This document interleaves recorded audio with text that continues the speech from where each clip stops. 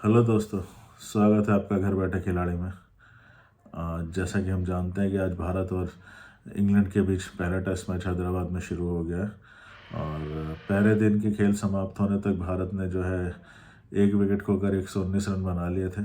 उससे पहले इंग्लैंड जो है दिन की शुरुआत में टॉस जीतकर फेवरेबल कंडीशंस में बैटिंग कर कर 50 ओवर के अंदर ही ऑल आउट हो गया। उन्होंने 241-42 रन करीब बनाए और उनकी तरफ से बेन स्टोक ने सबसे ज़्यादा रन बनाए 70। और भारत की तरफ से अश्विन, अक्सर और जडेजा तीनों ने मिलकर दो दो विकेट लिए। अक्सर ने 3 विकेट लिए, फिर एक बुमराह ने आखिरी में बेन स्टोक को आउट किया। और जिस तरीके से कहा जा रहा था बिल्कुल वैसा ही हुआ। पिच जो है इतनी ज़्यादा स्क्वायर टर्नर नहीं थी, एक नॉर्मल पिच थी जो it's a dry wicket, it was a dry wicket, it is a dry wicket. और बॉल भी इस पर ग्रिप कर रहा था पर इतनी ज़्यादा टर्नर नहीं था जितना कि बाहर का मीडिया इतना हवा बना लेता है। ऑफ कोर्स पहले दिन आपको रैंक टर्नर मिलना भी नहीं था और ना ही मिला। और इंग्लैंड ने अच्छा टॉस जीता और बैटिंग भी शुरुआत उन्होंने अच्छी करी।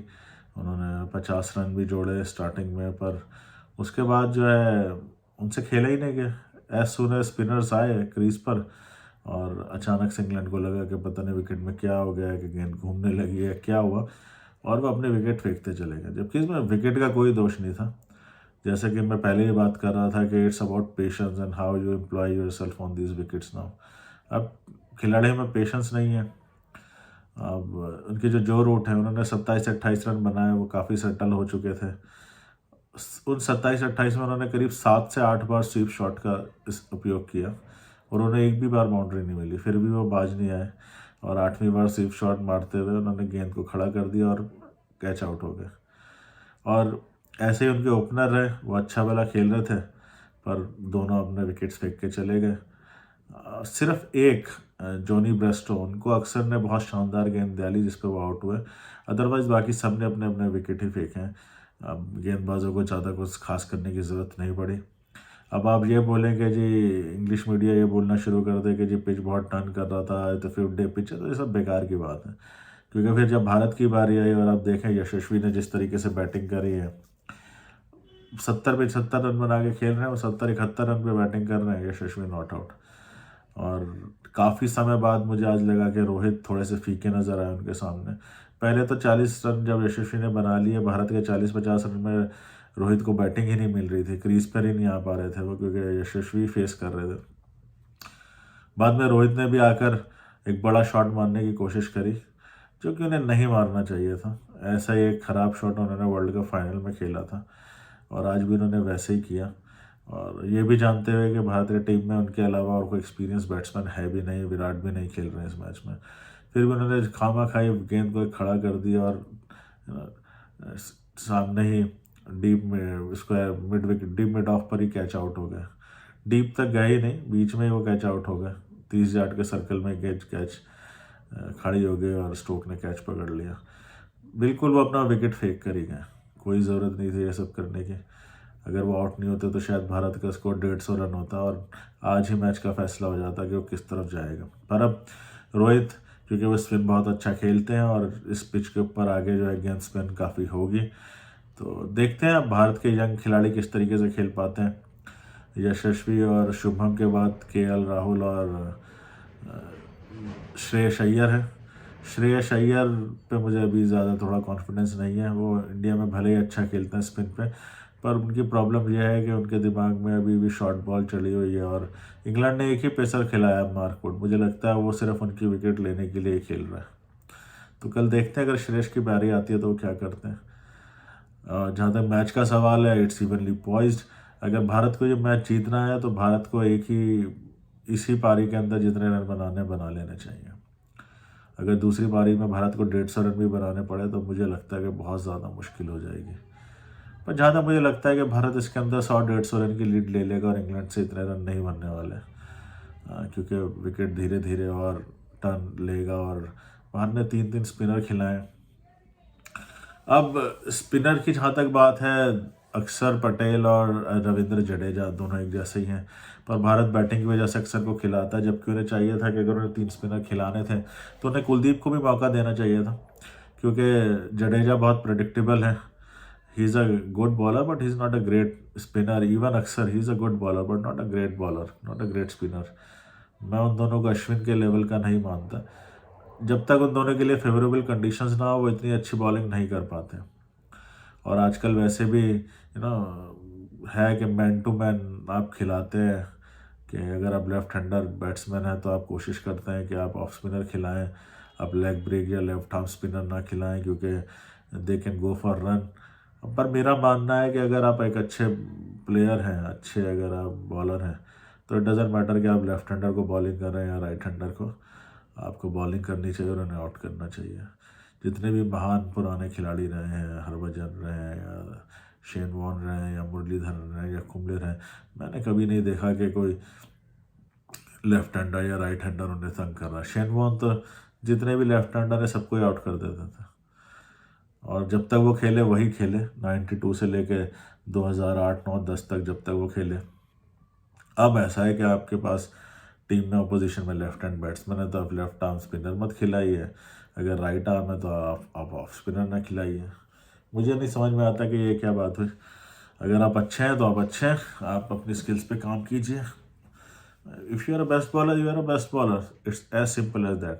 अब आप घर से ही सोच के आएंगे कि ऐसा ही होगा जैसे सनी गावस्कर कहते हैं कि तंबू में ही डिसाइड कर लेना, तो फिर वैसा ही होगा. जैसे इंग्लैंड ने तंबू में डिसाइड कर लिया था कि शायद गेंद बहुत ज़्यादा स्पिन होगी, जब स्पिनर आएंगे तो हम खेल नहीं पाएंगे, और उन्होंने वही किया, जबकि ऐसा कुछ खास पिच में था नहीं. But again test match patience is a key. अब सबको तेज़ क्रिकेट खेलनी है. मुझे समझ में ये बात नहीं आती है कि तेज़ क्रिकेट खेलनी है तो उसके लिए है ना भाई 2020. टेस्ट क्रिकेट को तो आप टेस्ट क्रिकेट की तरह खेलिए ना. टेस्ट किस चीज़ का है, किस बात का टेस्ट है? आपके पेशेंस का, आपके स्किल्स का, आपके स्टेमिना का, कितनी देर तक आप रह पाते हैं, कितना आप बॉलर्स को झेल पाते हैं, है ना. अगर वो तेज़ गेंदबाज है तो कितना आप उन्हें रोक पाते हैं, कितना अपने शरीर पे झेलते हैं. आप अपनी कंट्री के लिए खेल रहे हैं, यही तो टेस्ट है. अब ज़रा सी कुछ बात हुई नहीं, आपके हाथ पैर फूल जाते हैं, आप आड़ा तिरछा शॉट मारते हैं, निकल जाते हैं. हमने ऐसे ही मैचेस देखे हैं. सचिन जब एक बार कवर्स में आउट हो रहे थे तो 248 रन की सिडनी की पारी में उन्होंने एक भी कवर ड्राइव ही नहीं मारा था. कि आज के प्लेयर्स में ऐसा पेशेंस है? इंग्लैंड की टीम में तो मुझे बिल्कुल नज़र नहीं आता. और जो इंग्लैंड अपना बॉलिंग अटैक लेके आया वो it's one of the weakest bowling attack England has ever brought on India. Hindustan में आकर जीतना बहुत मुश्किल है.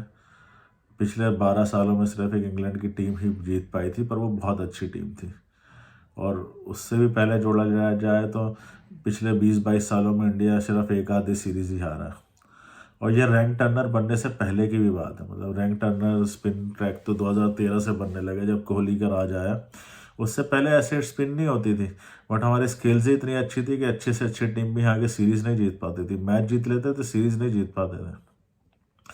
पर जब से रैंक टर्नर बने हम मैचेस भी हार जाते हैं, और जो कि नहीं हमें हारना चाहिए, पर हमें उसकी ज़रूरत नहीं थी. पर जैसे मैंने बोला स्किल, अभी भी मुझे नहीं लगता कि अश्विन के जाने के बाद इंडियन टीम में कौन सा ऑफ स्पिनर किसको हम डेवलप कर रहे हैं. मुझे तो समझ नहीं आता. अभी मौका था तो इन्हें कुलदीप को और चहल को एक आधा मैच खिलवाना चाहिए ताकि उन्हें भी एक्सपीरियंस मिले.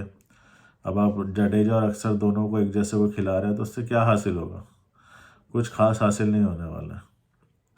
खैर, यशस्वी ने आज रन मारे. मुझे उम्मीद है कि कल जब वो यशस्वी बैटिंग करने आएंगे तो सेंचुरी भी मारेंगे. और जब रन बन रहे हो तो बनाने चाहिए, चाहे जो मर्जी कंडीशन हो. खूब रन बनाए. और शुभमन के पास मौका है, वो वन डाउन उन्होंने अपनी मर्जी से आए हैं. चेतेश्वर की जगह को भरना it's not an easy task. अगर उन्हें सही में अपनी टीम में जगह बनानी है तो मुझे लगता है उन्हें भी इसका मौका उठाना चाहिए. और कल भी मुझे लगता है बैटिंग ईजी रहेगी और कल दोनों को लंबी पारी खेलनी चाहिए और बताना चाहिए कि भारत का टेस्ट क्रिकेट का फ्यूचर सिक्योर है. देखिए, जहाँ तक पेशेंस की बात है वो तो मुझे नहीं लगता कि इन सब खिलाड़ियों में है. स्किल है. मे बी अगर लंबी पारी खेलेंगे तो शायद पेशेंस भी डेवलप कर लें. जैसे यशस्वी ने आज कुछ बहुत अच्छे शॉट्स खेले, पर वो फ्लैम्बॉयंट शॉट्स थे. वो मुझे यशस्वी की बैटिंग देख के सईद अनवर, युवराज सिंह और ब्रायन लारा की याद नहीं आती. वो जैसे खेलते थे एलिगेंट से, उतना एलिगेंस नहीं है. हाँ, वो आप कह सकते हैं डेविड वार्नर टाइप के खिलाड़ी हैं जो तेज़ खेलना पसंद करते हैं. पर जैसा है, जैसी वो ना हर हर सदी के अंदर प्लेयर वैसे ही होते हैं। तो it's good, as long as he is playing for India, as long as he is doing his job, he is serving the country, that's fine. पर जो मज़ा टेस्ट मैच का था, जो स्टाइलिश हम देखते थे, गैज़र खेलते थे हैदराबाद से ही, और वीवीएस लक्ष्मण जब कलाइयों से स्पिन खेलते थे, वो चीज़ बहुत मिसिंग है। कभी कभी मुझे वो केएल राहुल में नज़र आती है। अब देखते हैं कल राहुल की बैटिंग आएगी तो किस तरीके से स्पिन खेलते हैं। बाकी मुझे नहीं लगता कि मैच ये 4 दिन से ज़्यादा चलेगा। अगर कल भारत ने 150 रन की भी लीड ले ली तो मुझे नहीं लगता कि इंग्लैंड 150 रन भी बना पाएगा अपनी दूसरी पारी में, जिस तरीके से उनकी बैटिंग है, जिस तरीके से उनका अप्रोच रहा है। पर फिर भी कुछ कहा नहीं जा सकता।